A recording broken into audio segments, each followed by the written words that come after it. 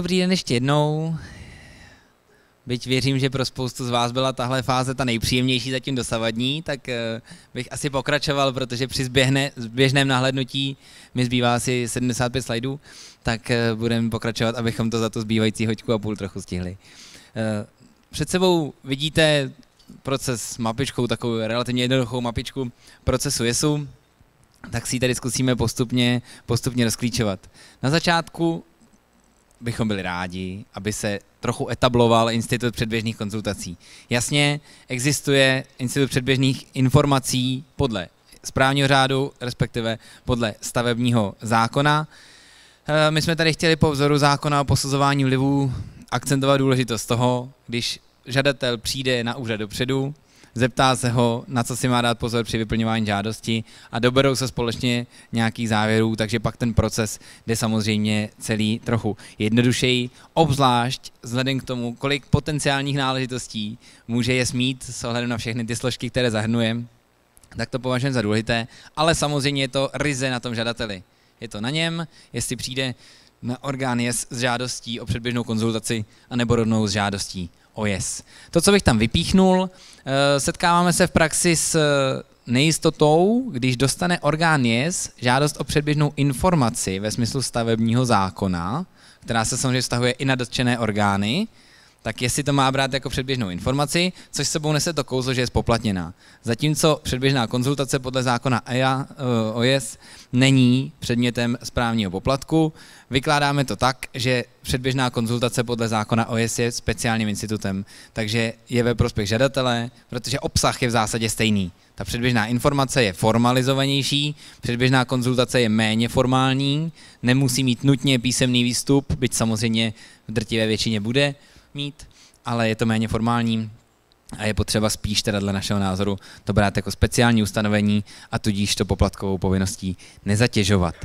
V zákoně je dneska trochu nešťastně napsáno, že se s žádostí o předběžnou konzultaci můžu obrátit i na jiný správní orgán, tedy ne na orgán, který mi bude vydávat JES, ale i na ty složkové, které by třeba vydávaly vyjádření jako podklad pro orgán JES.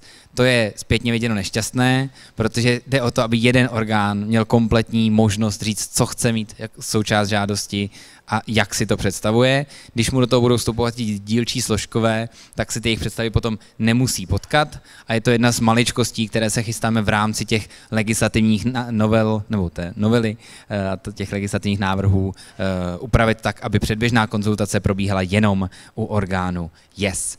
Jedinou výjimkou z té fakultativnosti jsou záměry, které podléhají rámcovému povolení podle stavebního zákona, což jsou záměry, které povoluje jiný stavební úřad, typicky Ministerstvo obrany u záměrů u objektů pro bezpečnost a obranu státu, Ministerstvo vnitra u nějakých bezpečnostních objektů a Ministerstvo spravedlnosti třeba u věznic.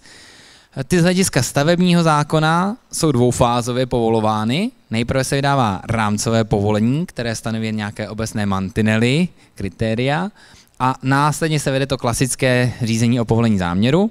My jsme řešili, jak naložit s JESem ve vztahu k tomu, aby se nevydávaly dva JESy a aby se neřešilo, jaký je mezi nimi vztah, jestli to je změnové JES, nebo to je nové JES, každé se skonzumuje do nějakého rozhodnutí.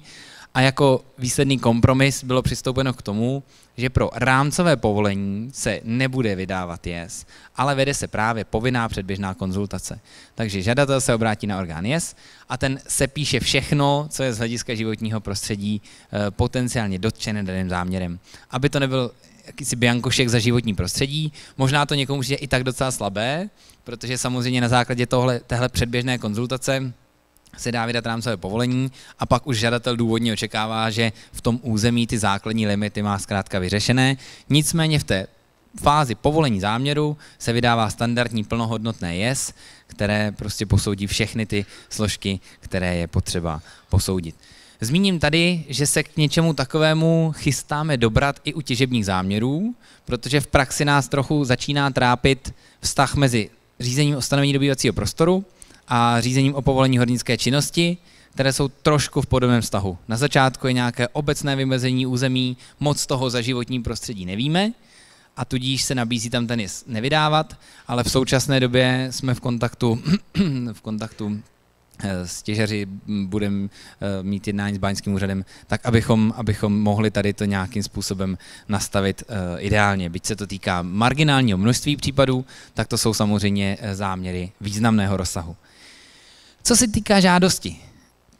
Forma žádosti zákonem řešená není, což znamená, může ji podat prostřednictvím klasicky v listinné podobě, může ji podat prostřednictvím datové schránky a také prostřednictvím portálu stavebníka. My jsme to v návrhu zákona původně měli výslovně řečeno, ale legislativní rada vlády řekla, že je to zbytečné, protože stavební zákon obecně umožňuje podání vůči dotčeným orgánům prostřednictvím portálu, takže to tam není a samozřejmě se to tím rozumí.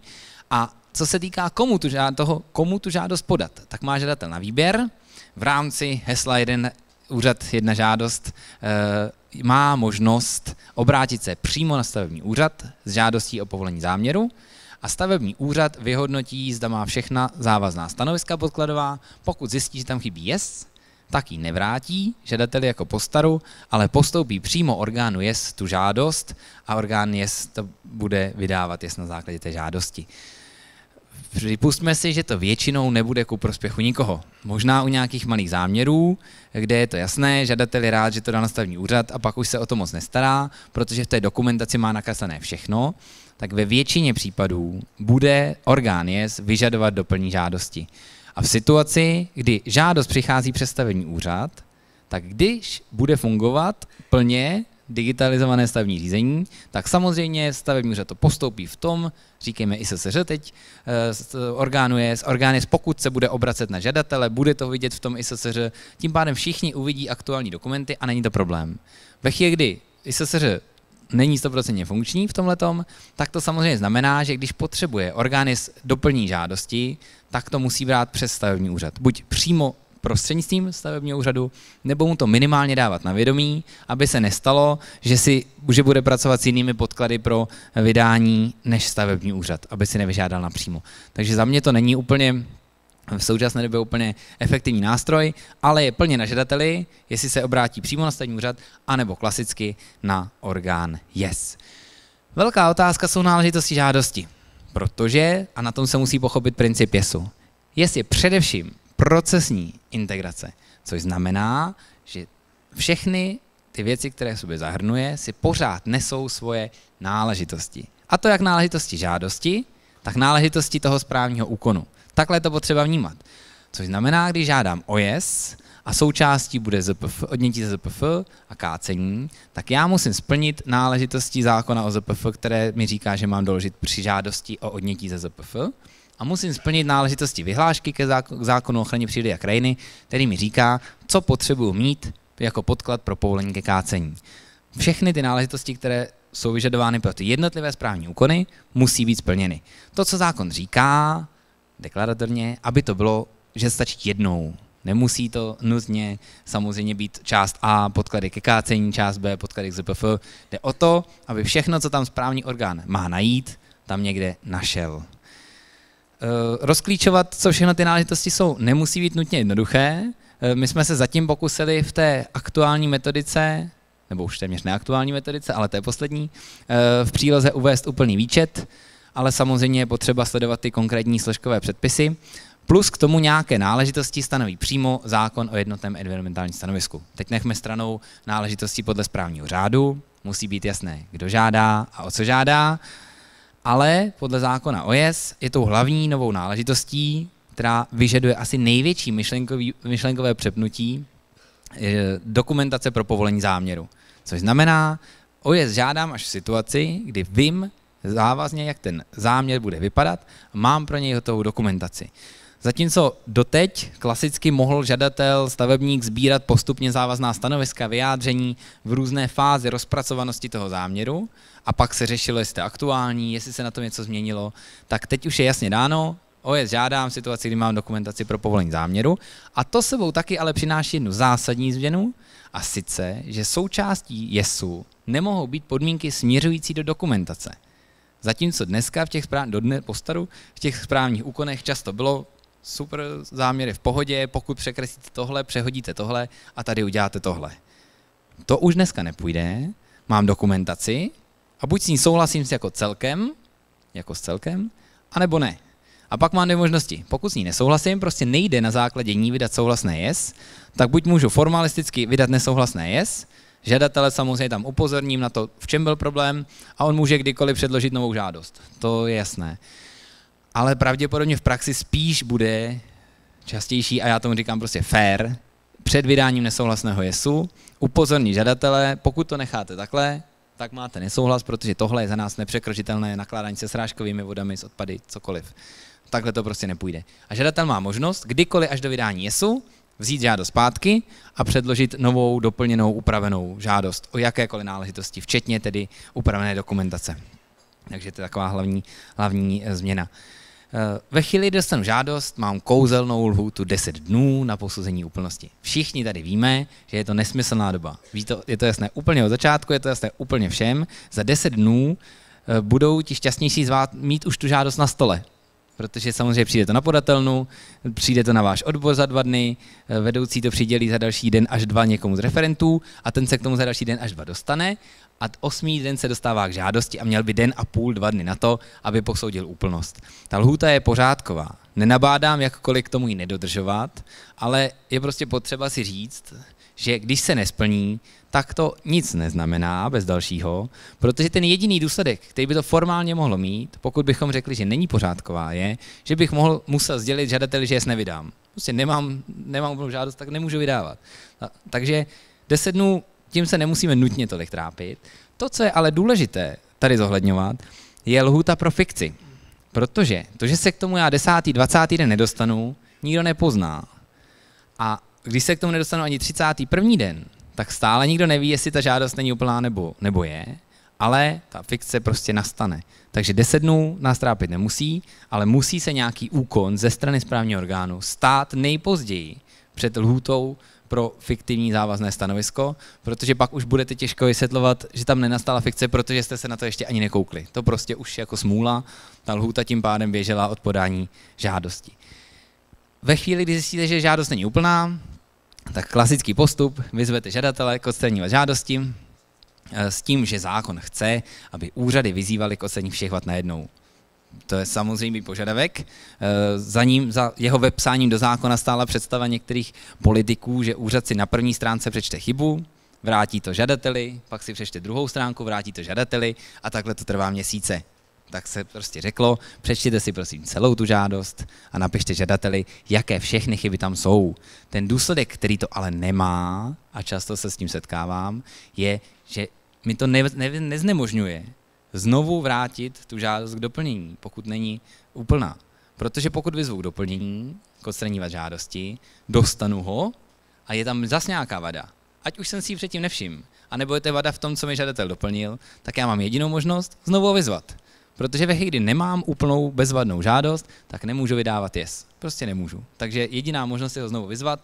Pokud bychom byli formalističtí, sdělíme, že yes nevydáváme, protože nemáme úplnou žádost. Ale to by bylo všem k ničemu, protože znovu by žadatel stejně požádal o vydání yes, takže tady je potřeba prostě případně znovu vyzvat. Přičemž se mu stanoví přiměřená lhůta tomu žadateli, obecný požadavek. Pokud po něm budete chtít doložit vyhodnocení vlivů podle zákona o ochraně přírody a krajiny pro nějaký velký záměr u druhovky, tak prostě musí dostat měsíce a měsíce.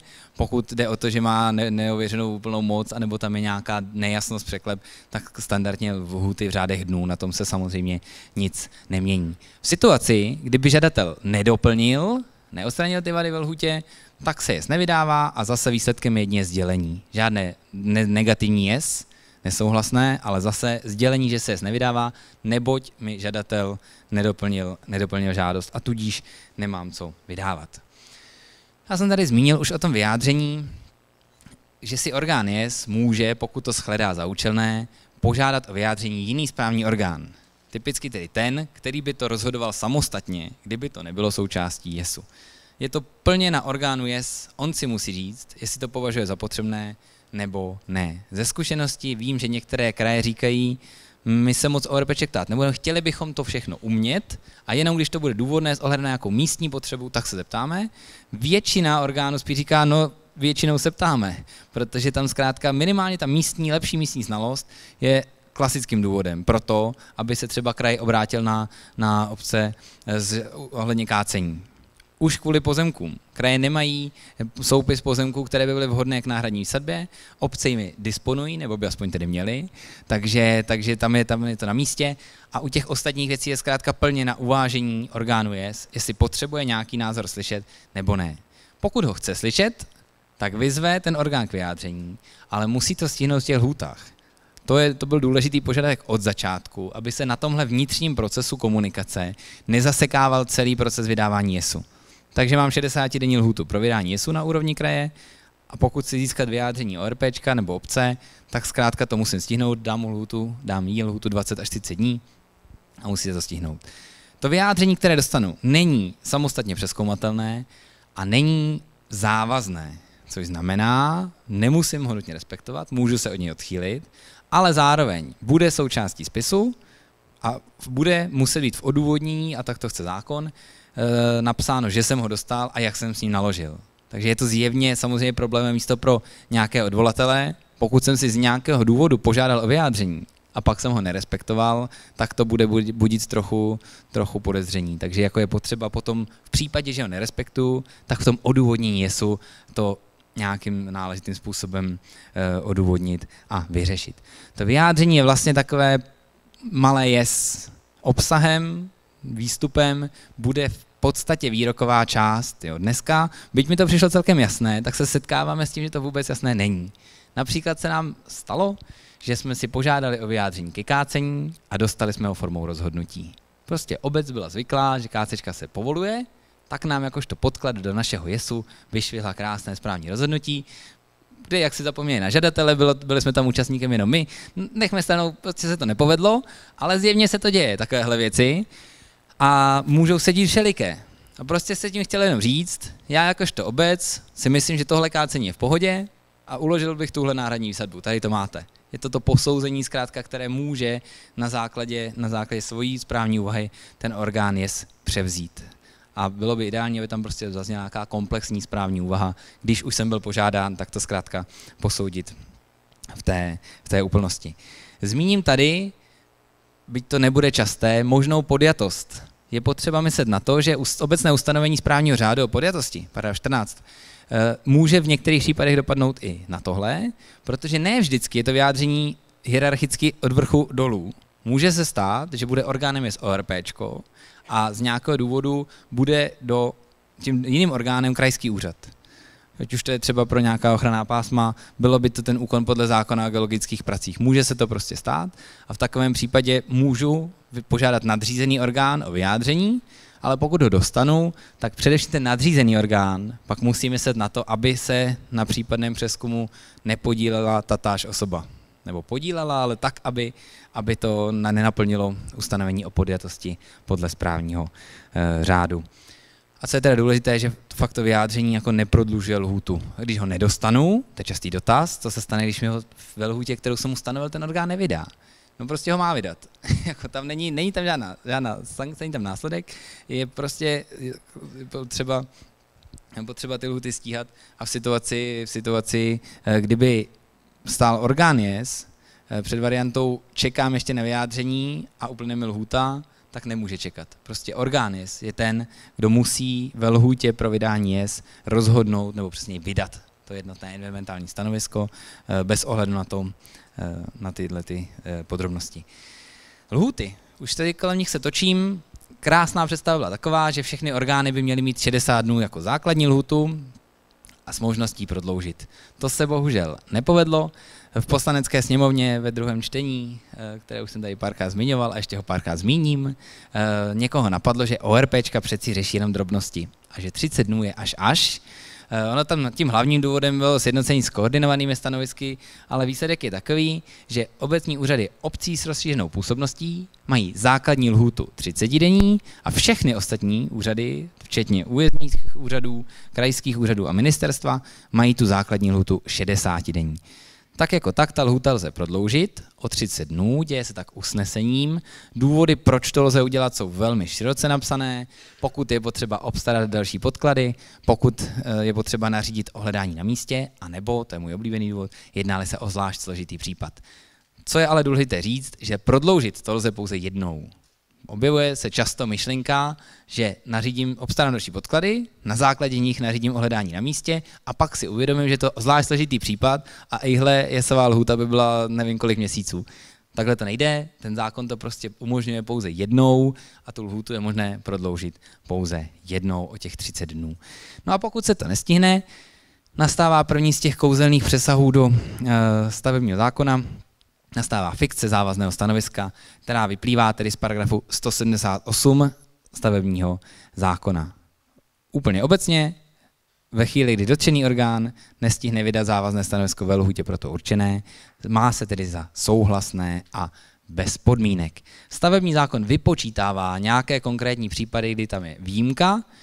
Fiktivní jest nemůže nastat v situaci, kdyby to byl ten společný proces EIA a JES, protože na EIA není možná fikce z hlediska směrnice. A v situaci, kdy se podle zákona o ochraně přírody a krajiny do JESu zahrnují nějaké správní úkony, které mají taktéž oporu v evropském právu, což znamená odchylný postup při ochraně ptáků, evropský významné druhy, evropsky významná stanoviště. Ve všech ostatních případech ta fikce nastává a pojďme si říct ty důsledky. Ta fikce nastává bez dalšího první den po uplynutí lhůty. A znamená to, že už pak nemůžu vydat řádné JES. Prostě už se k tomu nedostanu. Myšlenka byla jakýsi bič na úřady pravděpodobně, aspoň tak to od začátku vnímám, aby úřady za každou cenu to stihly prostě, že to musí stihnout, což je samozřejmě chvályhodný požadavek. Problém je, že fiktivní JES je všem k ničemu. Stavební úřad, pokud bude pracovat s fiktivním JESem, bude nervózní, jestli mu na základě toho neschodí jeho rozhodnutí. Žadatel fiktivně často nepotřebuje. Možná budou menší žadatelé plesat, že to mají vyřešené bez podmínek a bez nějakých negací, ale u jakkoliv větších záměrů to, co žadatel potřebuje dostat, je stanovisko, ve kterém jsou podmínky a ve kterém je jasné, co na základě toho můžu dělat. Takže fiktivní JES v naprosté menšině případů může někomu pomoct, ve většině případů zatěžuje celé to řízení, celé povolování záměru velkým rizikem nezákonnosti. Protože v celé řadě případů JES je bez dalšího nezákonné. Ve chvíli, kdy bude JES, fiktivní JES, obsahovat souhlas s odnětím ZPF a nebudou tam podmínky, tak co? Ve chvíli, kdy tam je pro nějaký správní úkon, podle zákona o ochraně přírody a krajiny, potřeba úvaha o převaze veřejného zájmu, tak to tam není. Prostě tyhle ty věci v tom fiktivním JESu nikdy nejsou a nebudou a tudíž v takovém případě při přezkumu fiktivního JESu téměř vždy dojde nadřízený orgán k tomu, že je nezákonné. Nicméně to musí někdo formálně přezkoumat. Nejde to konstatovat, nezákonnost, a co je důležité, to chci opakovat, nejde prostě po uplynutí lhůty vydat už řádné stanovisko. Tohle nás bude určitě dohánět ve vazbě na tu digitalizaci, protože jak se tak nějak v tom plavalo a úřady někdy se o tom nedozvěděli, někdy se dozvěděli, ale vydávali to jiným způsobem, byly tam různá data a tak dál, všichni víme, tak se prostě stávalo zcela určitě, že někdo vydal řádné JES, přestože už by ze zákona spíš bylo to JES fiktivní. Tohle teď nerozklíčujem. Vím, že třeba kolegové z Ministerstva kultury se snažili dělat statistiku o počtu fiktivních JESů. My jsme takovou ambici neměli a já to rozhodně číslo vědět nechci. Já doufám, že to nějakým způsobem nás to nedožene. Každopádně je prostě potřeba vědět, že když nastala fikce, už se k řádnému JES nedostanu. A co s tím?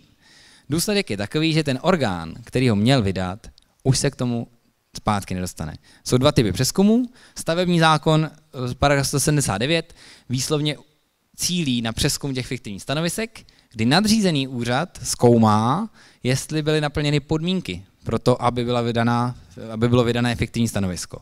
Ale pokud dojde k tomu, že on má možnost to potvrdit, pokud byly, a pokud dojde k tomu, že ne, tak má jedinou možnost, a sice to fiktivní stanovisko změnit, ale nemůže ho takzvaně zrušit a vrátit zpátky tomu úřadu prvoinstančnímu, ale už se k tomu dostane pouze on. A druhá varianta je klasický přezkum závazného stanoviska podle správního řádu, což znamená 149.7, především kdy v rámci odvolání proti tomu následnému rozhodnutí je standardně možné rozporovat, zpochybňovat i fiktivní JES samozřejmě, ale i tady, ve chvíli, kdy nadřízený orgán dospěje k tomu, že není zákonné, tak ho může změnit. Ale ani tady nemá možnost ho zrušit a vrátit zpátky tomu prvoinstančnímu orgánu, což je tedy dost neblahý důsledek. Co se týká náležitostí jesu, otázka, jak má vlastně jez vypadat a co všechno musí obsahovat. Zákon to tak nějak hezky říká, je to spojení správního řádu, zákona o jez, ale v praxi, když jsme například vydávali první ministerský jesmy, tak jsme zjistili, že to vůbec není sranda. Že ta představa, kterou nějak člověk má, tak ji najednou musí zhmotnit do těch konkrétních věcí a pojďme si rozklíčovat ty jasné náležitosti. Je to závazné stanovisko podle správního řádu, takže musí obsahovat závaznou část a odůvodnění. Dobrý. Co to závazná část? Základním znakem toho jesu je, že obsahuje jeden souhrnný výrok. Záměr za všechny ty složky, které se v jesu řeší, je buď přípustný nebo nepřípustný. Jinými slovy, častěji se objevuje, že se vydává souhlasné anebo se vydá nesouhlasné jednotné environmentální stanovisko. Potud ještě jasné. A zároveň závazná část může, ale kdy musí, obsahovat jednotlivé výrokové body. Kdy musí, nám říká zákon v paragrafu 18, musí to obsahovat kdykoliv nahrazuje správní úkon, který by měl samostatně formu rozhodnutí. Takže když do jesu zahrnuju druhovku, odnímání z půplu, výjimky z jeskyní, odchylný postup, tak v takových situacích, nebo kácečku, v takových situacích to musím udělat v samostatných výrokových bodech, které převezme stavební úřad, protože stavební úřad je formálně povoluje. Ta konstrukce, která u kácečky fungovala už po staru, že zkrátka materiálně se posoudí v závazném stanovisku, formálně tomu tu tečku, aby si to udrželo formu rozhodnutí, dává stavební úřad. Takže to je požadavek na tady ty konkrétní. Otázka, jak s těmi ostatními, zákonem už řešená není. Což znamená, základní je, aby bylo z každého jesu jasné, které správní úkony nahrazuje. Základní požadavek, který je důležitý jak pro stavební úřad, tak pro případný přezkum toho jesu, aby prostě bylo jasně dané, ano, vydávám souhlasné jes a řešil jsem tam souhlas podle vodního zákona paragraf 17, vyjádření podle zákona o odpadech 146 a kácečku podle 8 zákona o ochraně přírody a krajiny, aby to bylo jasné. A jestli potom ty orgány JES přikročí k tomu, že budou každé té složce věnovat samostatný výrokový bod, nebo ne, asi není jednoduché říct. A je to jeden z těch důvodů, proč nemáme propracovanější vzor JESu v příloze té metodiky. Protože to je strašně závislé na okolnostech toho konkrétního záměru. Leckdy bude pro všechny jednodušší a přehlednější ty jednotlivé složky, jednotlivé úkony řešit v samostatných nějakých výrokových bodech a k tomu dávat podmínky. Leckdy ale bude jednodušší s ohledem na průřezovost podmínek to vzít zkrátka souhrnně, vypíchnout ty věci, které mají formu rozhodnutí a v tom zbytku jenom uvést podmínky pro tyto správní úkony. Nedá se to říct plošně, základ je, aby zkrátka z toho bylo jasné, co se vydává, co všechno se posoudilo, aby se ty podmínky nějak, ale k tím se dostaneme, aby se nějak potkali s tím závěrem. Ta myšlenka JESu je právě v tom, že posoudí všechny složky najednou. Zatímco po staru posuzovaný záměr by mohl skončit v tom úzkém hledí jednotlivých složek na nějakém aspektu, tak JES má tu výhodu, že může lehce obrousit hrany a u některých složek, kde to je, říkáme, na hraně, to promíchat s těmi ostatními vlivy, které jsou úplně v pohodě a říct, dobře, záměr je přípustný za těchto podmínek. Co ale platí, a to je důležité si říct, když to narazí na jakýkoliv zákonný limit, a z jakékoliv z té části je prostě potřeba říct ne, tak automaticky celé JES je vždycky nesouhlasné. Není možné vydat souhlasné JES a k tomu připsat, že krajinný ráz se toho ale netýká, že tam by vlastně nesouhlas, tak se vyřeší samostatně, nebo za krajinný ráz ne a za všechno ostatní ano. Prostě vždycky tam je ten jeden souhrnný závěr a pokud všechny složky říkají ano, tak závěr je ano. Pokud jakákoliv říká ne, tak ne. A teď to má celou řadu těch kouzelných zákoutí v těch situacích, jak k tomu přistoupit. Když mám všechno souhlasné, jasný, dám tam výrokové body, nasypu tam podmínky a v odůvodnění rozepíšu, co všechno jsem posoudil. Co všechno z těch nahrazovaných aktů jsem posoudil a jak jsem s tím naložil. A zároveň tam do jisté míry můžu nebo potřebuji zmínit, co jsem tam nezahrnul, ale uvažoval jsem o tom. To je jako častá otázka, jak moc se zabývat tím, co všechno jsem zvažoval na základě žádosti o JES, vydat v rámci JESu. A nakonec jsem to nevydal. Zákon neukládá, že tam musí zaznít všechno. Nikdo po vás nechce, aby v JESu zaznělo 29 složkových bodů k odůvodnění, aby bylo jasné, že jsem nerušil pěšinu, protože se prostě žádná pěšina tam nenachází. Je ale jasné, že ve chvíli, kdy mám záměr, který zasahuje pozemek, na kterém je 750 podměrečných dřevin, tak vlastně mohl by vystat pocit, proč se tam neřeší kácení. A to, že to jsou všechno podměrečné dřeviny a netvoří souvislý zapojený porost, je ta věc, kterou je potřeba tam napsat. Víme, že tam jsou dřeviny, nepovolujeme je, protože není potřeba je povolovat. To samé, pokud bude záměr stát nedaleko od nějaké továrny chemické, tak se trochu nabízí, jestli tam nemělo být vydané stanovisko podle PZH. A pokud v tom JESu není nic, vůbec nic k PZH, tak můžu mít pocit, že to ten orgán vůbec neřešil, že na to zapomněl. A je prostě potřeba v tomhletom specifickém případě tam rozepsat, zvážili jsme, jestli není dotčen zákon o PZH a není, neboť tady máme tady ty mapy, nepoužiju tu dokumentaci bezpečnostní zkrátka, a ty vlivy jsou vyhodnocené jinudy, jinam a tudíž to nezasahuje tohleto území, na kterém se záměr povoluje. Takže je potřeba vždycky citlivě zohlednit, co všechno tam do toho odůvodnění psát, všechno to nějak promíchat. To je v situaci, kdy mám souhlasné JES. V situaci, kdy mám nesouhlasné JES, z něj musí být patrné, na čem to skončilo. Proč je tam nesouhlas? Což znamená, jo, všechno v pohodě, ale končí to na krajinném rázu. Nedá se nic dělat, žadatel ví, krajinný ráz to stopnul, všechny ostatní složky by byly v pohodě.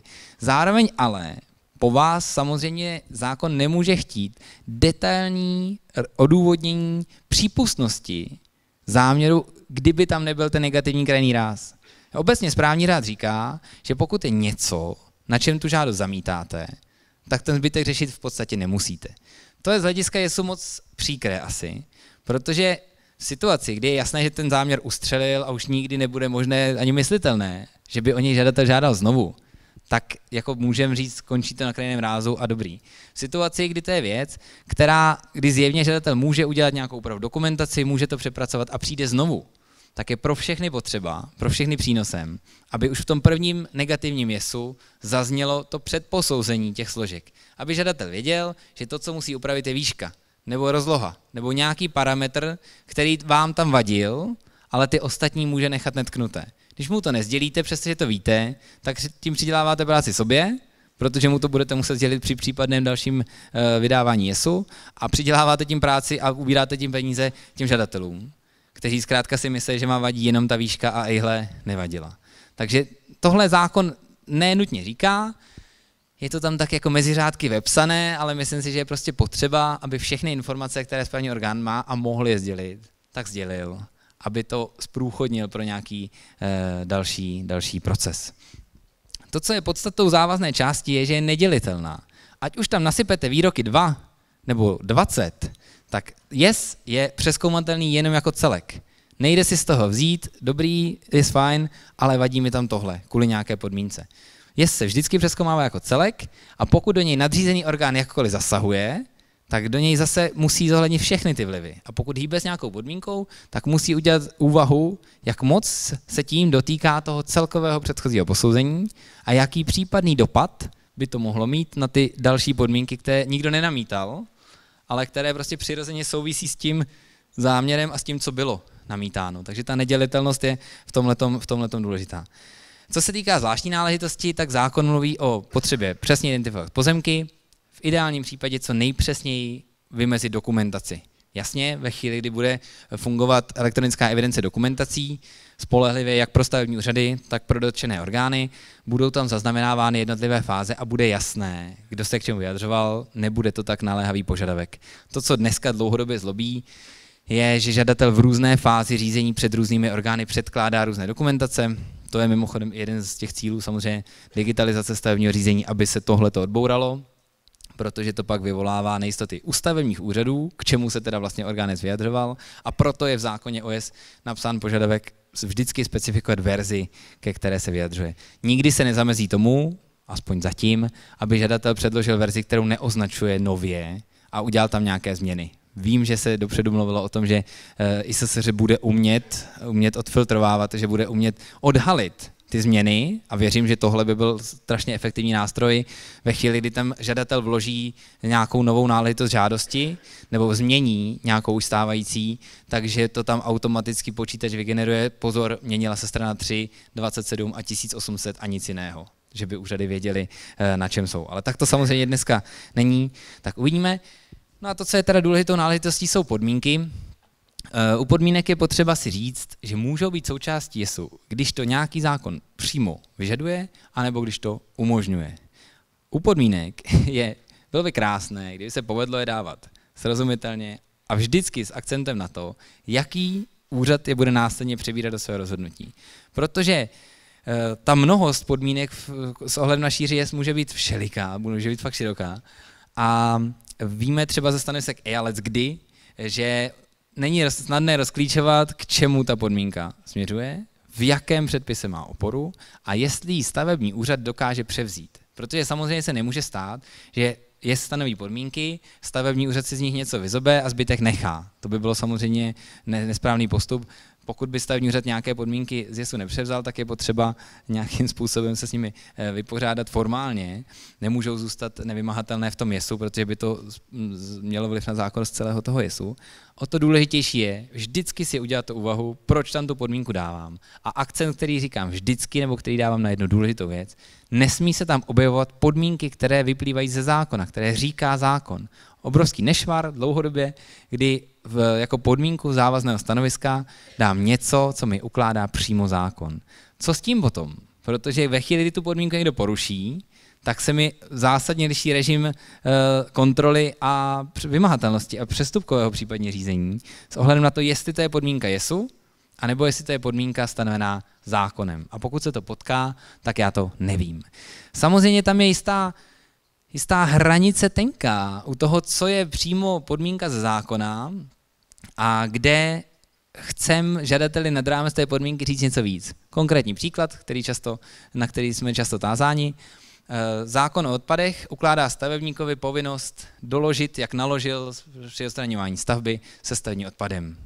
Ale nekonkretizuje, jakými doklady. Jak to má doložit? Říká komu, říká kdy, ale neříká jak. A ta otázka, jestli to můžu dát jako podmínku JESu, pokud by to byla čistá podmínka, tak prostě určitě ne, to je povinnost ze zákona. Ale právě objevuje se ta tendence to tomu žadateli fakt uložit. Co když to v tom zákoně přehlédne? No tak proto to mám napsat do odůvodnění. A můžu to tam podtrhnout, vytučnit a dát to na první řádek. Můžu tam udělat speciální odrážku, pozor, tady ty zákonné povinnosti se na vás vztahují. Ale nesmím to zahrnout jako závaznou podmínku do svého závazného stanoviska, protože už mě předběhl zákon, který to žadateli ukládá.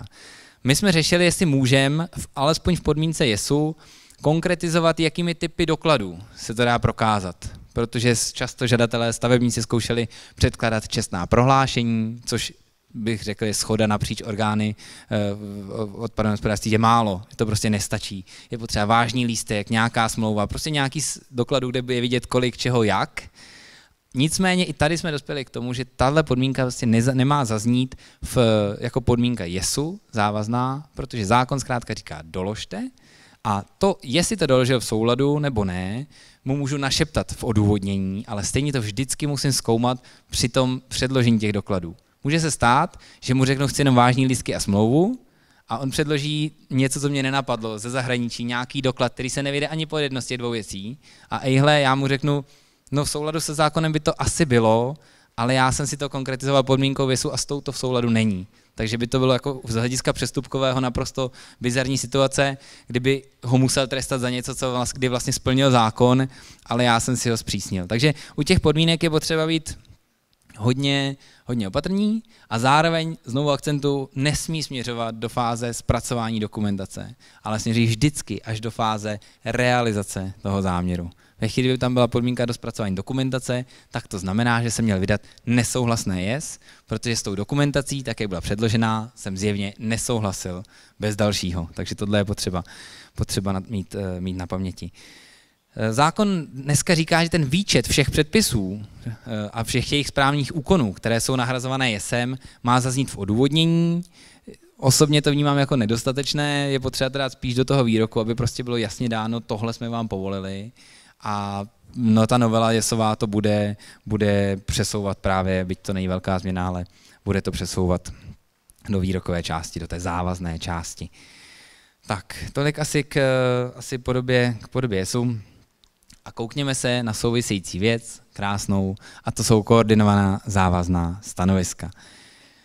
Od začátku jsme měli živenou naději, že JESu se koordinace do závazných stanovisek koordinovaných týkat nebude.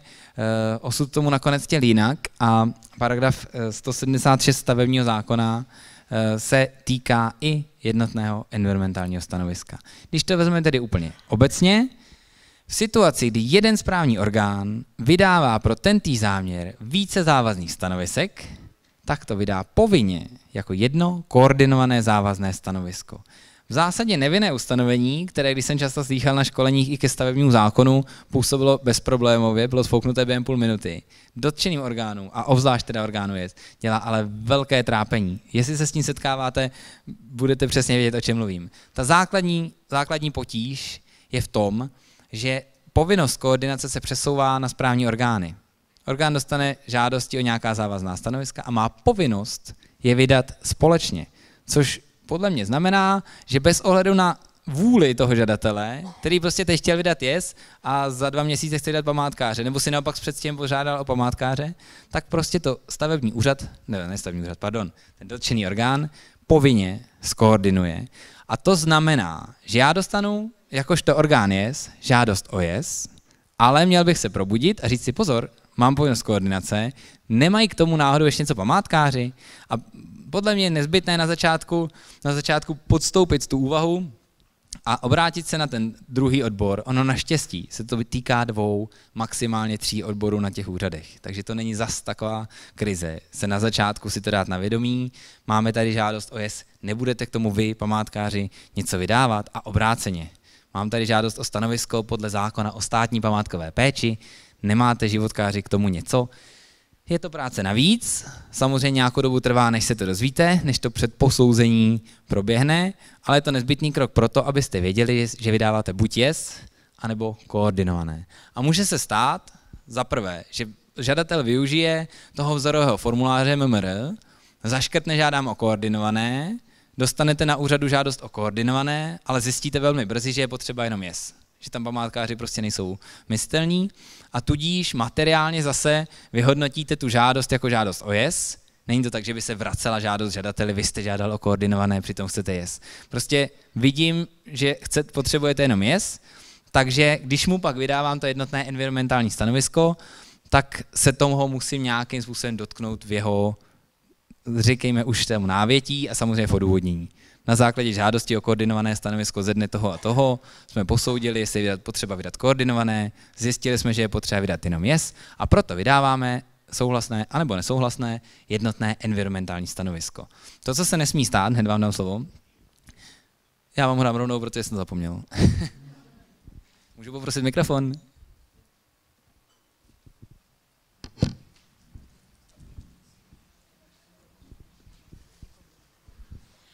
Já jsem se chtěla zeptat, které památkáře já potom oslovuju, když já jsem jako krajský úřad, ale koordinované stanovisko by v podstatě vydávalo třeba ORPčko. Tak. Děkuju. Důležitý akcent na to, že jsme o koordinovaném stanovisku mluvíme jedině v situaci, kdy jsme na úrovni jednoho správního orgánu. Což znamená, pokud krajský úřad dostává žádost o JES, ptá se krajských památkářů, nebudete k tomu náhodou něco mít? A obráceně, pokud ORPčko dostane žádost o jedno nebo o druhé, ptá se toho samého orgánu, akorát jiného odboru, na to též. Už je jedno, pokud by k tomu měl jiná úroveň orgánu, by k tomu něco vydávala, tak to my už neřešíme. Vydám normálně JES na úrovni krajského úřadu a upozorním žadatele na to, že si myslím, že tam bude ORPčko vydávat třeba ještě závazné stanovisko podle zákona o státní památkové péči. Ale to už mi na tu koordinaci nemá žádný vliv. Jde ryze o situaci, kdy se na jednom úřadu potkají ta závazná stanoviska. Proto to nejčastěji budou památkáři a JES na ORPčku, už výrazně méně často na kraji, ale u krajů tam zase můžou přiskočit ještě teoreticky nějaké další věci z hlediska bezpečnosti, krizového řízení. Často se mluví o silničářích, o dopravě. doprava v této fázi, jak když tak mě vyvějte z omylu, ale řešíme to opakovaně, nevydává ta závazná stanoviska.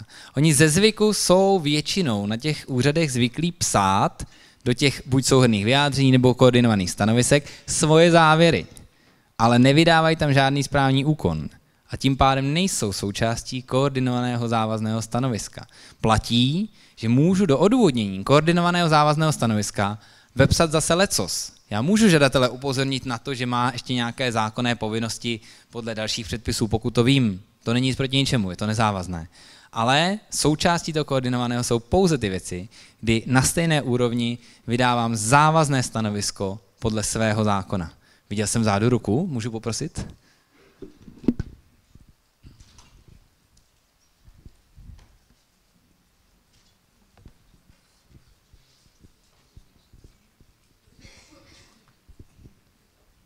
Chtěla jsem se zeptat, takže když si památkáři vydávají jenom vyjádření a ne závazný stanovisko, tak ho vlastně můžu napsat do odůvodnění našeho JESu.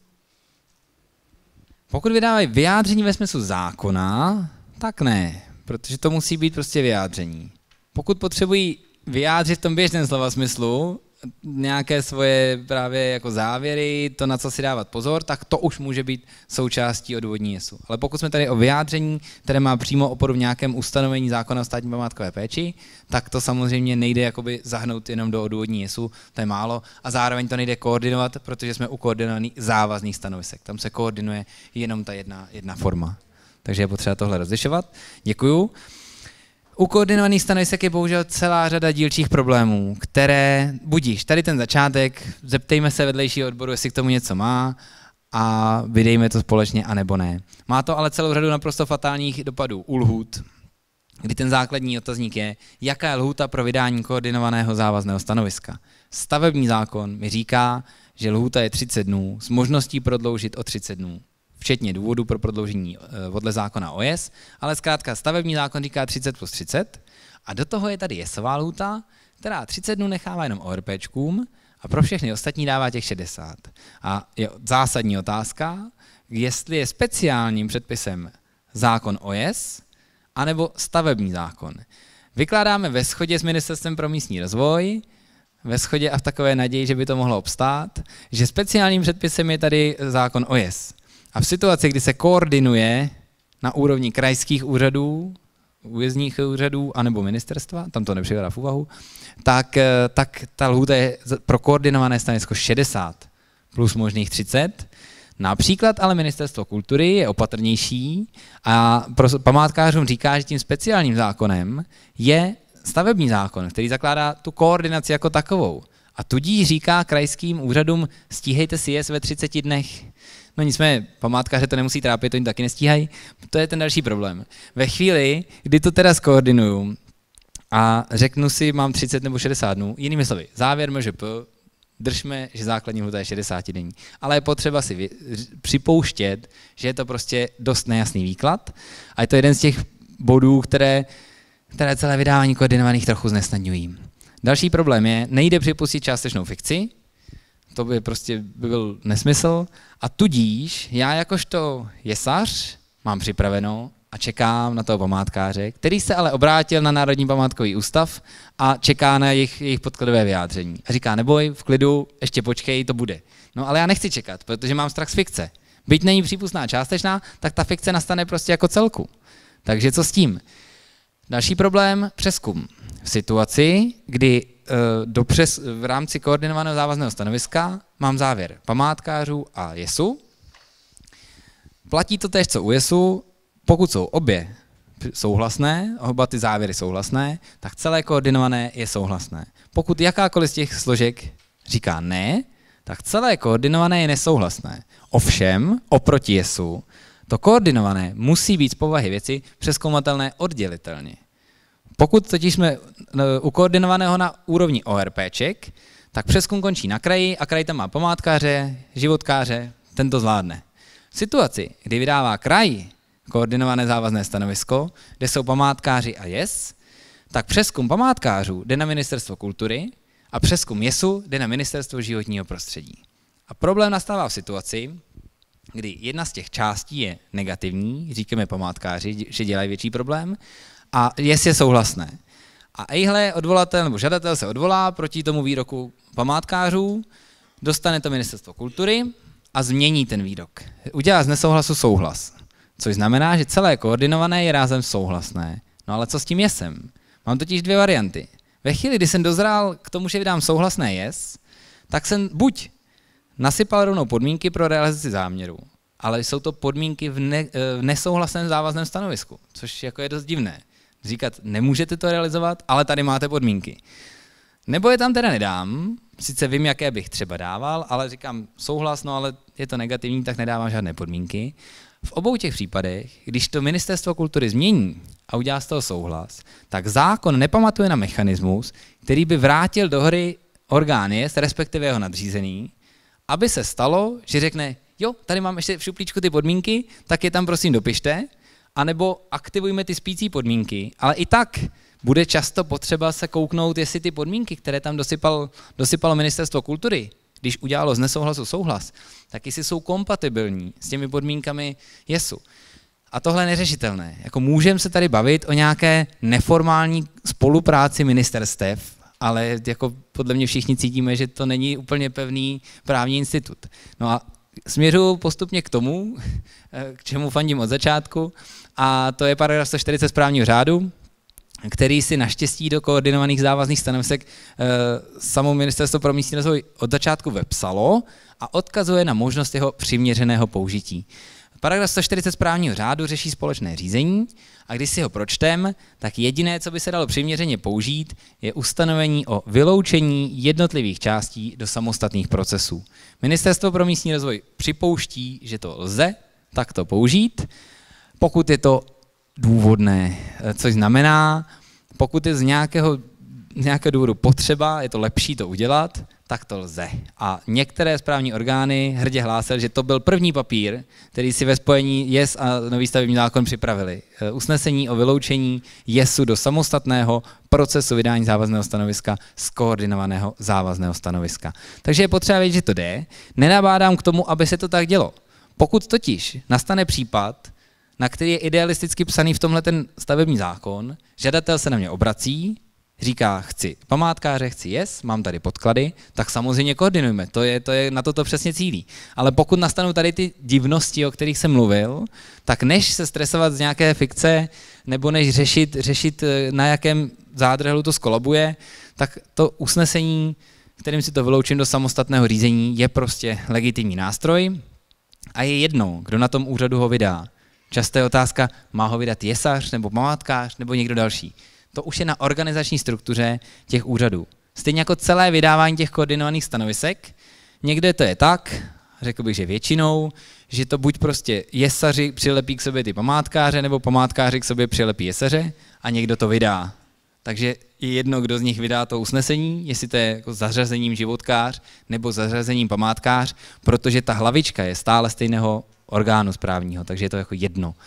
Někde to mají tak, že jsou koordinátoři, kteří dávají dohromady ty dvě části a buď třeba ze zcela jiného odboru zkrátka vydávají koordinovaná závazná stanoviska, pak to tam můžou vydat oni. Ale důležité je, že to dělá jeden správní orgán a kdo v rámci vnitřní organizace to dělá, prostě není navenek důležité. Důležité je, že to usnesení bylo vydané. Ke koordinaci bez dotazů. Koordinace je trochu neblahá věc, ale věřím, že když se to ještě trochu učeše, takže v některých případech to může klapnout. Chtělo by to vnést světlo do těch lhůt, uvidíme, jestli se to povede. Co jsem nezmínil u lhůt jako takových, tak do toho návrhu legislativních změn zákona o JES jsme propašovali kouzelnou větičku, snad to tady nikdo moc neuslyší, a sice, že paragraf 5 odstavec 1 věta 2 se ruší a důsledkem téhleté větičky je, že by se základní lhůta pro vydání JESu i na ORPčku vrátila na 60 dnů stejně jako kraj. Chceme to od začátku, chtěli jsme to tak, nikdy jsme nechtěli zkracovat na 30, ale uvidíme při novém kole legislativních prací, ale vyjednávání o podobě toho zákona, jakým směrem se to nakonec ubere. Tady mám právě sledík k těm aplikačním potížím u koordinace. Nezmínil jsem jeden z nich a to je zveřejňování. Všechny jesy musí být zveřejněné a je otázka, když je součástí koordinovaného závazného stanoviska, co to znamená. Jasné je, že povinnost zveřejnit jest se vztahuje i na tenhle případ a jsou v zásadě dvě možnosti. Buď není nic proti ničemu zveřejnit celé koordinované závazné stanovisko, samozřejmě za náležité anonymizace, anebo správní orgán řekne, no jo, ale mě ty památkáře neukládá žádný zákon zveřejňovat, tak se do toho radši nebudu pouštět a pak má samozřejmě možnost začernit, dá se říct, celou tu druhou část. A zveřejnil by se jen souhrnný výrok o tom, že záměr je přípustný nebo nepřípustný a zveřejnila by se ta jesová část za náležité anonymizace. Pojďme asi od koordinovaných. Co se týká platnosti, jednotné environmentální stanovisko je platné vždycky 5 let. Celkem jednoduchá věc. K závěru 5 let jsme dospěli po vzoru z EIA, nechtěli jsme dělat nedůvodné rozdíly mezi platností EIA a JESem, což se nám povedlo, až do chvíle, kdy novelou liniového zákona byla platnost stanoviska EIA vrácena na původních 7 let. Nicméně na to nekoukejme. V situaci, kdyby se vedl společný proces EIA s JESem, se řídíme zákonem o posuzování vlivů. V situaci, kdy se bavíme ryze o procesu JES, je zkrátka platnost stanoviska vždycky 5letá s možností opakovaného prodloužení. To, co ještě zmíním u té 5leté je, za prvé musí být platné k okamžiku vydání toho následného rozhodnutí prvoinstančního. A druhá věc, která se s tím často skloňuje, jestli to má vliv, ta 5letá platnost, nebo přesněji, jestli na tu 5letou platnost má vliv, když složkový zákon u konkrétního správního úkonu stanoví jinou platnost. Typicky tedy zákon o ochraně ZPF, který stanoví 3letou platnost pro souhlas s odnětím, nicméně pokud je souhlas s odnětím součástí JESu, tak ta 3letá platnost se neuplatní. Ta platnost JESu je ze zákona 5 let, a nejde připustit, že by celé JES bylo platné 5 let a ZPF v rámci něj 3 roky a zároveň podle nás nejde připustit, že by zákon o ZPF stáhnul platnost celého JESu jenom na 3 roky. Takže tady se to překoná. Něco jiného je třeba v lesním zákoně, kde už se bavíme o platnosti 2 let, ale od vydání rozhodnutí do realizace prací. Tak tam samozřejmě to už je legitimní podmínka, která se na to uplatní, ale na platnost jako takovou to nemá vliv. Ano? Můžu poprosit mikrofon?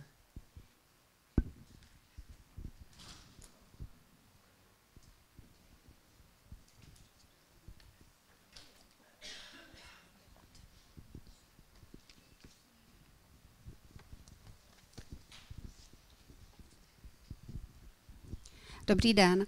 My jsme narazili na takovou věc, jednodruhový jez, druhová výjimka. A je pro nás vlastně, jak si řeknu, nepřijatelný z hlediska podstaty věcné, aby ten jez platil 5 let, ale víme, že platit musí. A teď jsme teda stanovili podmínku, že ta konkrétní stavební činnost, která jako zasahuje do nějakého, musí být v tom 1 roce. To znamená, dali jsme podmínku, že celá stavba musí proběhnout v 1 kalendářním roku, aniž bychom teda omezili 5letou. Protože prostě jako u některých typů výjimek prostě nemůžu mít 5 let jez, ať si ho použije stavebník kdykoliv. Týká se to konkrétně prostě nějakých zásahů do hnízdišť a podobně. Jak s tímhle? Pokud se bavíte o JESu, kde jste tuhle podmínku stanovili, tak vy tím omezujete realizaci prací, což už je podmínka, kterou by musel být ochotný stavební úřad převzít. Nemá vliv na platnost JESu, což znamená, pokud do 5 let na základě vydání JESu skonzumuje, nebo je vydáno teda to následné rozhodnutí, což znamená stavební, pokud vám bude stavební úřad ochotný si omezit na základě tohodle tu platnost na další jenom rok od vydání stavebního rozhodnutí, tak budiš, nemyslím si, že to je zákonná podmínka, ale asi nejsem oprávněný to úplně posoudit. Ale principiálně prostě jako druhová výjimka a jsou tam konkrétní podmínky, kde je podmínka, že nesmí stavba zasáhnout více jak do 1 hnízdního období, je prostě podmínka naprosto legitimní a on má 5 let na to, aby tu práci provedl, ale prostě udělá ji v 1 roce. Tam samozřejmě, víme, že 5 let je s ohledem na některé složky a obzvlášť na tu druhou výjimku strašně dlouhá doba. Někdo navrhoval od začátku 2 roky, pak jsme se bavili o 4 letech. To, co je potřeba, pokud se jakkoliv změní okolnosti, které byly relevantní v době vydávání JESu, tak se tím jsou jako zneplatní. To je potřeba si požádat o změnu okolností. Takže nemůžu ale na základě toho omezit tu platnost JESu. Prostě nemůžu se tam dostat takovouhle obezličkou k tomu, že byť platnost JESu je vždycky 5 let, tak když tam mám druhovku, tak si to svážu, jakože za rok mi musí znovu realizovat. Myslím si, že to za mě, že to není jakoby přípustná podmínka. Chápu, k čemu to směřuje, bylo by krásné, kdyby to museli žádat každý rok a znovu se to přezkoumávat, ale jako asi ne pro žadatele. A tady je potřeba respektovat, že se musí udělat to posouzení s ohledem na maximální množství znalostí, které máme teď a s výhledem toho, že to zkrátka stanovujeme na 5 let.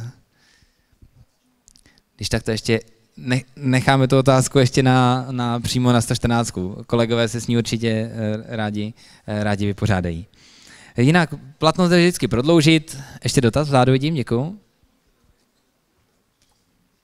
Dobrý den, já jsem se chtěla ještě zeptat, když se stanovuje v rámci vodoprávního souhlasu podle paragrafu 17, tak se tam dají stanovit podmínky i doba. A teď třeba v těch územích se vyhlašuje aktivní zóna záplavového území. Vyhlašuje to třeba jiný vodoprávní úřad, než ten, který je třeba na té městské části. Tak my jsme vždycky ty souhlasy třeba omezovali nejenom časem ty 2 roky, ale někdy třeba do doby stanovení toho nového záplavového území, ty aktivní zóny. Co s tím? Nic. Nic? Takže 5 let, tak platnost 5 letou neomezíte. V situaci, kdy se změní nějaký tak základní podklad, jakože se tam vymezí záplavové území, čiž pádem je jasné, že je potřeba jakoby změnit JES, tak jsme v režimu buď, že si žadatel požádá, pokud by byl fajnšmekr, tak si požádá sám, nebo ho do toho dotlačíte, protože původně měl být paragraf 8 zákona o JES i pro změnu ex ofo, to se nepovedlo, takže si buď požádá žadatel, anebo můžete JES přezkoumat, protože zkrátka už neobstojí s ohledem na faktický stav toho území, ale nemůžete zapodmínkovat zase a fakticky omezit tu 5letou platnost takovouhle podmínkou. Takže si můžeme sami přezkoumat to část toho závazného stanoviska? Nebo to sami se nepřezkoumáte, máte 2 okolnosti, 2 možnosti. Buď dáte podnět na přezkum nadřízený orgán, anebo se tady můžeme bavit o změně okolností ve smyslu paragrafu 3 stavebního zákona, pokud by se objevila okolnost, která nebyla známá v době vydávání JESu, ale má zjevně vliv na posouzení podmínek nebo posouzení celkové přípustnosti toho záměru, tak vám paragraf 3 stavebního zákona, jsme-li u JESu vydávaných pro stavební povolení, tak vám umožňuje tomu orgánu JES, který JES vydal, tak vydat nové JES. Může komplet posoudit znovu a vydat nové JES, z nesouhlasného může udělat souhlasné, ze souhlasného nesouhlasné, jako je tam prostě možnost znovu to posoudit. Paragraf 3 je překvapivě široce psán ve stavebním zákoně, nedává z hlediska textace toho ustanovení žádné velké mantinely, zároveň ale asi nepůjde ho vykládat bezbřeze tak, že můžu vydat nové závazné stanovisko kdykoliv. A minimálně po zatím nějakých neformálních domluvách s Ministerstvem pro místní rozvoj je potřeba vnímat možnost využití paragrafu 3 jenom do doby, než je skonzumované, to je následným rozhodnutím, nejčastěji tedy stavebním rozhodnutím. Pak už se do paragrafu 3 nejspíš nedostaneme, uvidíme, jestli nám třeba judikatura pak neukáže jinou cestu, ale nejspíš nedostaneme a tam už jsme v režimu klasického přezkumu, což znamená, můžu dát podnět na přezkum. Děkuju. Platnost, co se týká platnosti, může být prodlužovaná opakovaně, ten proces tam je celkem jasný, vždycky se kouknu, jestli to lze, jestli se nezměnily okolnosti a pokud je to přípustné s ohledem na povahu změněné okolnosti, tak můžu prodloužit. Nakťukli jsme už tady právě změnu jednotného environmentálního stanoviska a je tam potřeba rozlišovat tu fázi, kdy si o změnu žádá žadatel prostřednictvím paragrafu 8 zákona o JES, ať už se změnilo cokoliv. Pokud se změní okolnosti, typicky to bude, že se změnily fyzicky právě nějaké věci v území. Dorostly mu stromy, nebo naopak nějaké obyly. Něco se prostě změnilo, objevila se druhová výjimka a sám si chce dobrovolně dovyžádat o výjimku. Druhá věc je, že se mohlo změnit, a tak to bude nejčastější asi, záměr. Takže má vydané JES a v řízení před stavebním úřadem nakonec dělal ještě nějaké úpravy dokumentace, čímž pádem se mu změnily podklady pro ten jez a může si sám požádat. Jak říkám, bohužel je paragraf 8 vázaný výhradně na žádost toho žadatele. V některých fázích, i když nechce, tak se orgánu jez podaří přesvědčit žadatele, že je pro všechny lepší, když si požádá o změnu, než ho hnát do přezkumu. Protože v situaci, kdy si žadatel nepožádá o změnu jez, v takové chvíli by totiž byl příslušným orgánem ten orgán, který vydal to původní jez, bylo by to celkem jasné a vlastně výrazně jednodušší, tak pokud touhle cestou nepůjde, tak tam je možnost nějakých přezkumů. Už jsem zmiňoval paragraf 3 stavebního zákona, v situaci, kdy se objevily nějaké nové okolnosti, anebo se ukázalo, že ta původní žádost byla neúplná, nepravdivá nebo zkreslená.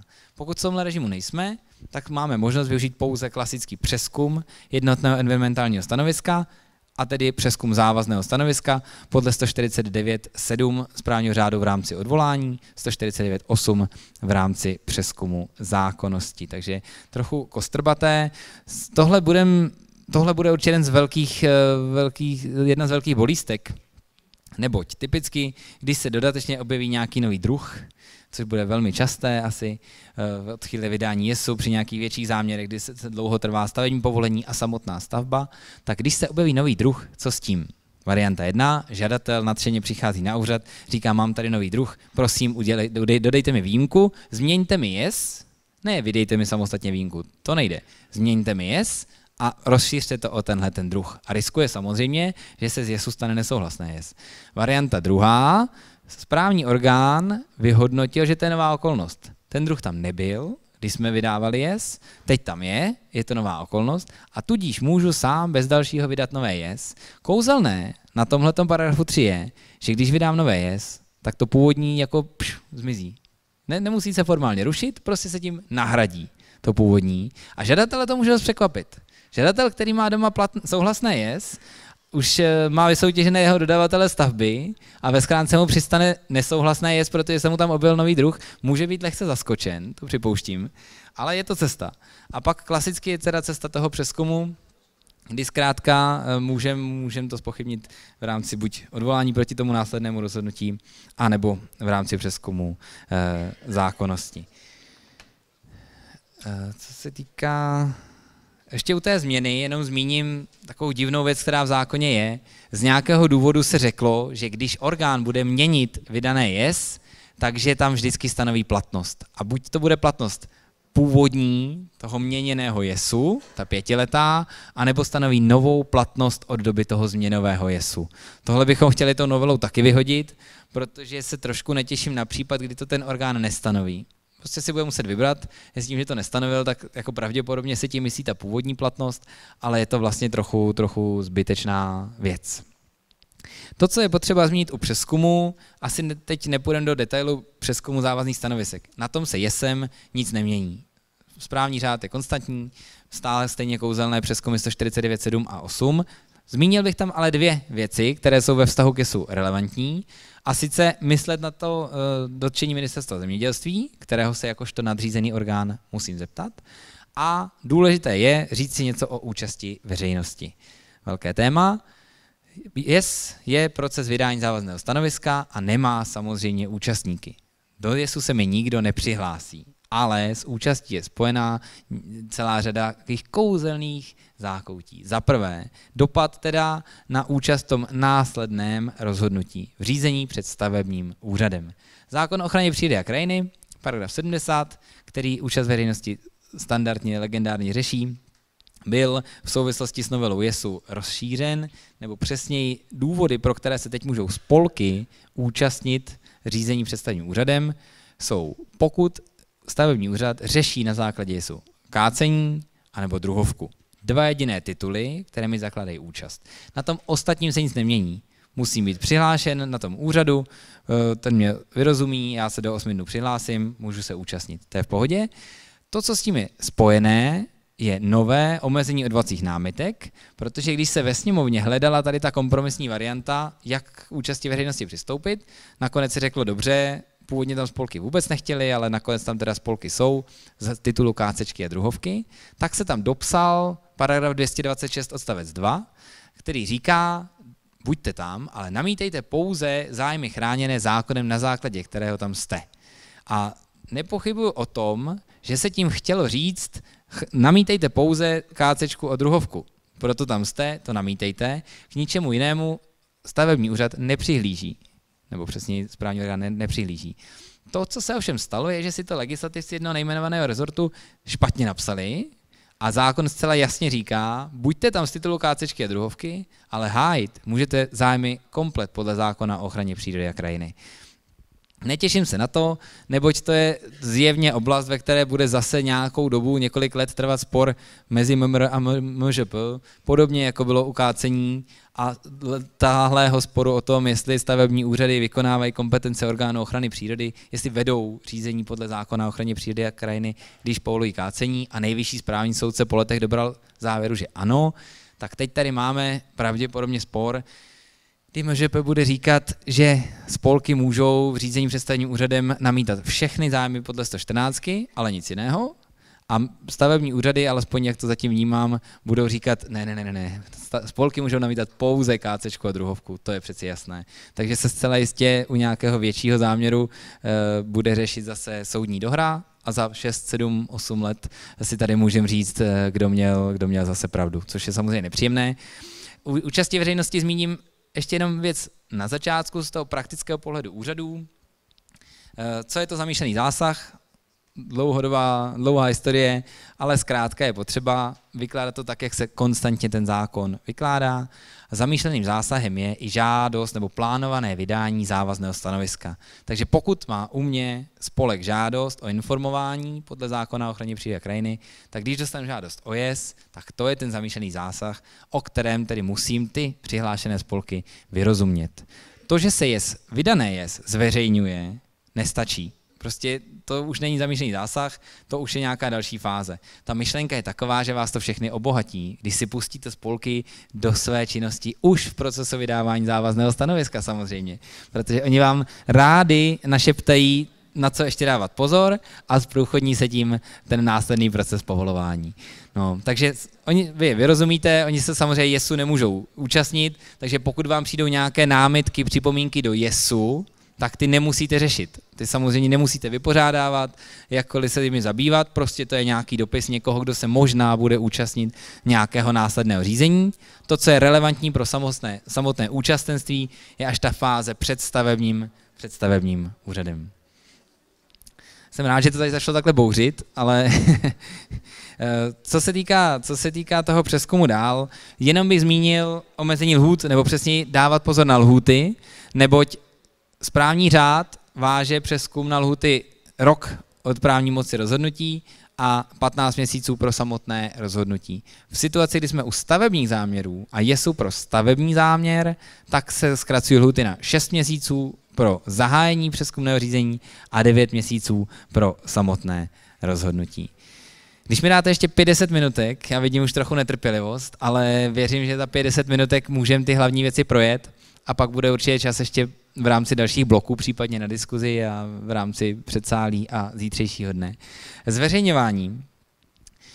U zveřejňování naprosto bezproblémová věc, která působí problémy. Za prvé nikdo moc neví, proč se všechny JESy zveřejňují, protože to nedává žádný smysl. A díky tomu se samozřejmě ještě víc poukáže na nějaké žádosti zaprvé všech subjektů a vyvolává to i otázku, jestli se teda můžu účastnit nějakého řízení, když se to teď takhle zveřejňuje.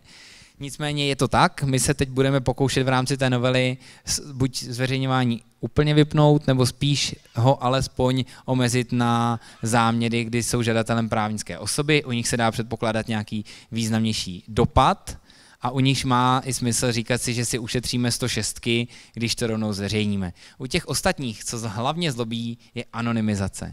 Kouzelná věc, od chvíli jsem nastoupil na úřad a už to není zas tak krátká doba, jak to možná vypadá, tak jsem se snažil pochopit, co jsou to osobní údaje a co se má anonymizovat a nepochopil jsem to. Doufal jsem, že jsem jediný, že všichni ostatní to chápou a zjistil jsem, že stále téměř nikdo neví, co to je osobní údaj a co se tedy musí anonymizovat. Bod 1. To, že zákon o JESu neříká, že když se zveřejňuje, tak se anonymizuje, samozřejmě neznamená, že zveřejním nezanonymizované. Prostě obecné zásady ochrany osobních údajů mi ukládají, jaké údaje můžu zveřejnit a jaké ne. Bohužel, ale není jasné tedy, jaké to jsou. My odkazujeme standardně na 2 metodiky. To je metodika ministerstva vnitra k registru smluv a metodika z ministerstva spravedlnosti, nebo metodický návod k nějakým soudním věcem, které se do toho snaží vnést světlo a více či méně se jim to daří. Je jasné, že některé údaje, rodné čísla a tak dále jsou prostě osobní údaje. Setkávám se ale s tendencí začerňovat parcelní čísla u pozemků, což samozřejmě vede k tomu, že když mám věsu odnětí ze ZPF a začerním parcelní čísla, tak to už opravdu nemusím ani zveřejňovat. A já chápu argument, vždyť podle parcelního čísla toho člověka dohledám, ano, ale tak to je riziko nějakých veřejných rejstříků. Někdo rozhodl, že když mám někde pozemek, tak budu vidět a každý se můžete přečíst, kde bydlím nebo kde ho mám. A zabránit tomu jesem jde podle mě těžko. Ale mával mi takhle nedávno na jednom ze školení před nosem jeden z posluchačů judikátem Nejvyššího správního soudu, který sám ve svém judikátu začerňoval i katastrální území. Protože to bylo malé katastrální území, kde člověk s tím jménem byl dost specificky dohledatelný a usoudil, že když by tam to katastrální území nechal a ty iniciály nechal, tak si ho najdeme a všichni si zjistíme, jaké má osobní údaje. Já tohle moc nechápu. Maximum toho, co můžeme dělat, je, že odkazujeme na ty 2 metodiky orgánů, které k tomu jsou rozhodně povolanější a je potřeba vždycky citlivě řešit, co se má a co se nemá anonymizovat. Každopádně anonymizovat se musí. Posledních pár malých slajíků ke kontrole ukládání nápravných opatření a k přestupkům. Na kontrole se v zásadě nic velkého nemění. To, co platí, že ve vztahu ke stavebnímu zákonu, že dotčené orgány si kontrolují ty svoje záležitosti, když to úplně zobecním. Což znamená, tam, kde jsem jako dotčený orgán vydával a stanoval jsem nějaké podmínky, tak si je taky budu kontrolovat. Ano, v součinnosti se stavebním úřadem, velmi často na jeho podnět, ale, jak říká s oblibou doktor Mácha z MMR, napsali si to do stavebního zákona radši 2krát, aby to bylo opravdu jasné, že tohle dělají dotčené orgány. Takže ano, orgán JES, který ho vydal, tak kontroluje dodržování těch podmínek, samozřejmě až ve fázi, kdy je skonzumované, to je s tím následným rozhodnutím. Samo o sobě JES nemůže mít vymahatelné podmínky, takže když stavební úřad převezme podmínky navržené orgánem JES do svého rozhodnutí, tak je kontroluje tedy následně, ukládá případná opatření k nápravě a taky, a to je trošku s otazníčkem, vede případná přestupková řízení. Výhodou je, že po domluvě v rámci legislativních prací se vyloučila kompetence stavebních úřadů trestat přestupky vyplývající z JESu. Aby bylo jasné, doteď mohly stavební úřady trestat ty životkářské přestupky a stejně to nedělali rádi, tak by je pro všechny jednodušší, když si řekneme, stavební úřady to nebudou řešit, pokud se při své kontrole nebo při své úřední činnosti zjistí možný nějaký přestupek za životní prostředí, postoupí to orgánu JES a orgán JES, pokud ten přestupek spočívá v porušení JESové podmínky, bude vést přestupkové řízení. Zákon o JES v paragrafu 17 zakládá tu úplně nejširší možnou skutkovou podstatu, právě spočívající v nesplnění podmínky stanovené na základě JESu tím následným rozhodnutím. To ukládá sankce ve výši 1 milion pro fyzické a 10 milionů pro právnické osoby. A je to celkem jasné. Dělají to všechny orgány JES. Nešlo ale vyloučit možný překryv se složkovými přestupky. Řešili jsme to už dopředu při psaní zákona, jestli dokážeme zabránit tomu, aby jedno jednání způsobilo jak následek spočívající v porušení podmínky JES, tak následek spočívající třeba v nějakém složkovém přestupku, naplní nějaké skutkové podstaty nějakého složkového přestupku, typicky ukácení, realizace náhradní výsadby v jiném rozsahu nebo její nerealizování, nebo kácení v jiném rozsahu. To je věc, kterou řeší JES, pokud je to pro stavební záměr, a pokud tedy někdo káce v jiném rozsahu, je to typický JESový přestupek a řeší to orgán JES. Nelze ale vyloučit, že aktivní orgán ochrany přírody, anebo orgán ochrany přírody, který dostane podnět, zahájí řízení o nepovoleném kácení dřív než orgán JES a pak není ze zákona vyloučeno, aby to dotáhnul on. Co samozřejmě platí, že nikdy nemůže dostat pachatel za totéž jednání 2 tresty, to je jasné. To už s tím se popasují obecné zásady přestupkového práva. Ale to, aby to dotáhnul v tom konkrétním případě orgán ochrany přírody, asi nelze vyloučit. Je ale potřeba, si dávat velký pozor na to, aby se tím jednáním nespůsobil víc následků. Ve chvíli, kdy se bavíme jenom o kácení, tak fajn, uloží to orgán ochrany přírody, ten trest, ve výsledku je to pro žadatele lepší, protože dostane nižší pokutu, nebo přesněji je tam nižší hranice horní sazby a ničemu to nevadí. Pokud by ale orgán ochrany přírody trestal kácení, ale tím jednáním, tím stavebním, třeba tou stavební činností žadatele, bylo způsobeno několik dalších následků z hlediska jesového přestupku, tak už se v tom bude velmi těžko teda šlapat, co už jsem trestal a co ne. Takže za nás je potřeba, aby se primárně těm jesovým věcem vždycky věnoval orgán JES, a téměř vždycky by to mělo být i těm orgánům složkovým jasné, že to je asi činnost, která byla jesová a že to je tím pádem činnost, u které přestupek bude řešit orgán JES. Tady bude důležitá zase i ta digitalizace, aby mohly všechny správní orgány případně se dostat nějakým způsobem k tomu, jestli pro ten záměr bylo vydané JES, aby mohli vědět jasně postupuju anebo nepostupuju. A úplně na závěr si řekněme pár krásných hřejivých slov k přechodným ustanovením, neboť přechodná ustanovení jsou vždycky krásná a doufali jsme, že se nám povedou a dlouho jsme tomu věřili. A teď se v praxi ukazuje, že tam jsou kostrbatosti, neboť ta základní věc, žádosti, které byly podané po staru, budu to spojení po staru používat zkrátka před nabytím účinnosti tohoto zákona, tak se dojedou po staru. Pak platí, že pokud byl nějaký ze správních úkonů vydán před nabytím účinnosti zákona, tak se samozřejmě nemění, do něj se nezasahuje, ten je platný a v tom zbytku si žadatel může vybrat, což vůbec nechápu, proč to tam je, ale může si vybrat, jestli chce dojet po staru a nechá si vydat samostatné složky, anebo se vydá JES. A právě tenhle bodík způsobuje trochu trápení. Nebo žadateli to je jedno, nebo tomu nerozumí, nebo to neví, anebo naopak přesně ví, co chce a neví to správní orgán. A to, co probíhá nejčastěji v kancelářích správních orgánů teď, je detektivní práce, která vyžaduje maximální spolupráci s žadatelem, aby se dobrali závěru, co už má doma vydaného. Což může být lehčí, ale těžší. Přijde informovaný žadatel, má krásnou složku, má to, rád se s ním pochlubí, rád to pošle orgánu, všichni ví, na čem jsou, dohodnou se, jestli v tom zbytku chce JES, anebo chce kácečku, druhovku, dobrý a je to v pohodě. Velmi často žadatel neví, co má, protože už pár měsíců sbírá nějaké papíry, má doma 2 souhrnná vyjádření, nějaké koordinované vyjádření, pak tam má nějaké závazné stanovisko a neví, co má vydaného, prostě to chce už dopovolit. Chce ve zbytku JES, což je krásné a legitimní, ale správní orgán musí vědět, co už doma má, aby mu náhodou tím JESem nezasáhnul do něčeho, co už má povolené. To by byla bída. Což znamená, řešíme i otázku, jestli může orgán JES tedy vyzvat žadatele k doplnění žádosti, aby ho spravil o tom, co už má vydané. To totiž není ze zákona žádná náležitost žádosti. Prostě žádný zákon mi neříká, jakožto žadateli, že musím orgánu předložit, co mám. Konec konců obecné zásady správní součinnosti spíš říkají správní orgány komunikujte a zjišťujte, což jako je samozřejmě myslitelné v prostředí toho jednoho úřadu. Zeptat se ostatních odborů na ORPčku nebo na kraji není problém. Může to být ještě myslitelné ve vztahu kraj a jeho ORPčka, ale u nějakých větších záměrů, abych zkoumal, abych oslovil všechny orgány, které k tomu mohly něco vydat, jestli k tomu náhodou něco nevydávali, je samozřejmě nesmysl.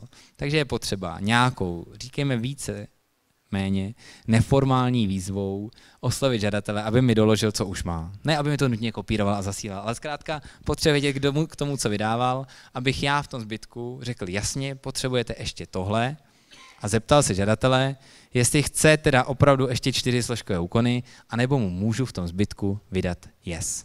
Chápem, že to je trochu kostrbaté, no a obzvlášť to zlobí ve spojení s tím posledním, co chci zmínit, a to je to společné metodické stanovisko k vydávání závazných stanovisek pro řízení podle starého stavebního zákona. Neboť víme všichni, že do konce června nasypali na stavební úřady žadatelé celou řadu žádostí, aby se jelo v tom bezpečném režimu starého stavebního zákona. Ty žádosti byly naprosto blanketní, někdy prázdné nebo neúplné minimálně a postupně rozklíčovávali stavební úřady, co s tím. A můžou v červenci, v srpnu, v září dojít k závěru, že tam chybí komplet životní prostředí. vrátí žadateli žádost, dodejte mi stanoviska od orgánu životního prostředí. A ten se obrací na nějaký vybraný orgán s žádostí buď o kácečku, nebo o jez, to je celkem jedno, a tím se právě spouští tady ta úvaha, neboť na začátku bylo to volání, potom nechte nás to dojet taky po staru. Když je to řízení podle starého stavebního zákona, nechte nás to dojet v režimu starých složkových předpisů. Chápu to volání a bylo napříč nejen naším rezortem, ale i ostatními rezorty. Nicméně my ho nedokážeme opřít o zákon. To, co se stalo, je, že se rezorty, který se to týká, což znamená životní prostředí, MMR, zdravotnictví kvůli hygieně a vnitro kvůli hasičům a kultura kvůli památkářům, sešly a dohodli se, jak k tomu přistupovat. Rezorty obecně dospěly k tomu, že přechodné ustanovení podle paragrafu 330 odstavec 1 stavebního zákona, které říká, že řízení a postupy podle tohoto zákona se dokončí po staru, tak ambiciozně do postupů podle stavebního zákona zařadili tedy i vydávání závazných stanovisek dotčených orgánů a řekli, dokončíme to pro staré stavební řízení všechno po staru. Část B toho papíru, jestli jste ho někdo viděli, druhá stránka, říká, ale jest to má jinak. Na jest se nevztahuje tohle obecné přechodko, jest to má jinak, protože má svoje přechodka. A pokud bychom řekli, že to obecné přechodko stavebáku platí na jez, tak by nikdo už nikdy nerozklíčoval, k čemu tam ta přechodka jesová jsou a co to znamená. Jestli je mám jako vpasovávat do toho obecného přechodka stavebního, anebo ne. Takže nechci, to znělo kriticky k MMR nebo ostatním rezortům, my jsme tady byli ti problémoví, kteří říkali, no my ale musíme to dělat ponovu. A výsledek je tedy takový, že když jsme na začátku si říkali, co víc obstojí u správních soudů, spíš varianta všechno po staru nebo všechno ponovu, tak jsme dali vybrat, aby to ty správní soudy mohly zrušit vždycky, protože říkáme, že z části to jde po staru, z části ponovu. U JESu zkrátka platí, rozhodující je datum podání žádosti na příslušný orgán. Je jedno, kdy co zkoumal stavební úřad, ve chvíli, kdy žadatel přichází po 1. červenci 2024 na odbor životního prostředí, ať už je ORPčka, s žádostí o JES, tak se dostávám automaticky do režimu přechodných ustanovení zákona o JES. Což znamená, pokud ještě nemá nic, vydávám povinně JES. Už se nemůžu dostat do režimu starých zákonů složkově. Pokud něco doma má, a to je ta kouzelná detektivní práce, tak mu můžu vydat JES, ale může si to dojet po staru, ať si řekne. Takže to je ten problém, ale platí, že když prostě doma ještě nemá nic, tak mojí jedinou možností je vydat JES. Krom toho, že nás k tomu vedla ta vlastní přechodná ustanovení, tak problém je taky v zákonech. Když bychom umožnili podat žádost o samostatné kácení ještě v červenci 2024, tak co by ten správní orgán napsal do toho výroku, když paragraf 8 odstavec 6 už prostě neexistuje? Poslouchám. Můžu poprosit mikrofon?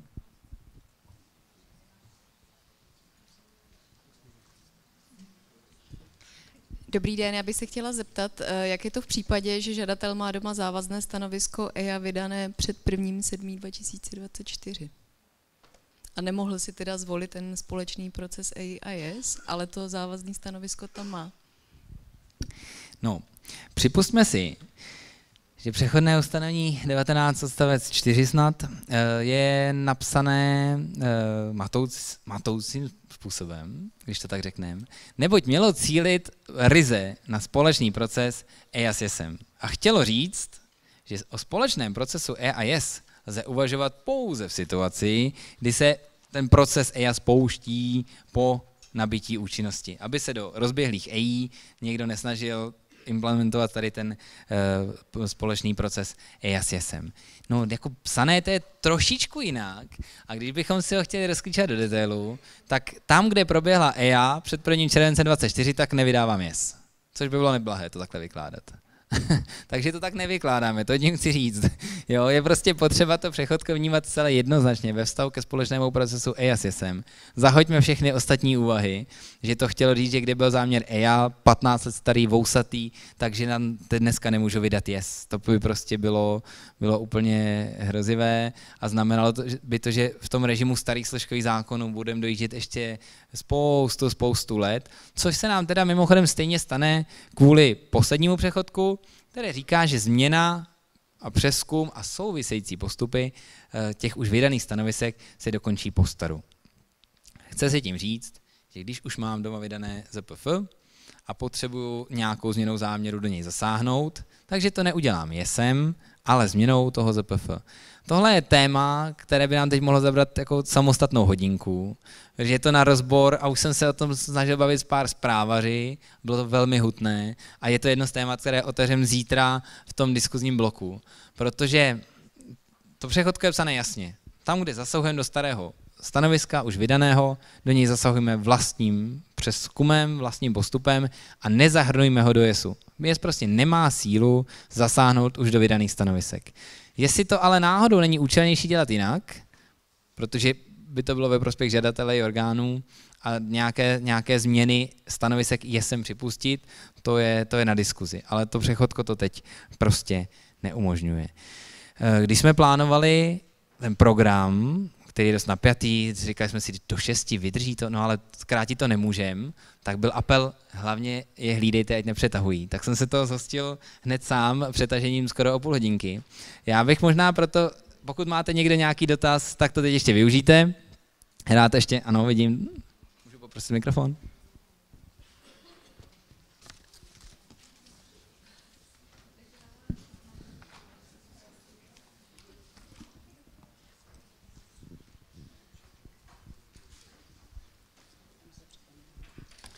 Dobrý den, já bych se chtěl jenom zeptat, jestli už jste si utvořil názor na náš dotaz, který zněl, pokud před 1.7. podal žádost o územní rozhodnutí, nemá vydáno žádné závazné stanovisko, tak jakým způsobem postupovat, protože po tom územku bude následovat stavební povolení, což podle nového stavebního zákona už takto není, tak jakou formou vydávat třeba vynětí ze ZPF, který je podkladem pro vydání územního rozhodnutí, a jakým způsobem vydávat podklady, které jsou jako podklady pro stavební povolení.